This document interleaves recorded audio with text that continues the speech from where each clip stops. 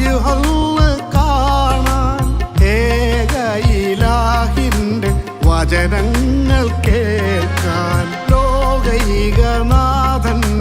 വജ്ഹൊന്ന് കാണാൻ ഏക ഇലാഹിന്റെ വചനങ്ങൾ കേൾക്കാൻ മലക്കുകളായിരം സ്വാഗതമേകാൻ മുർസലു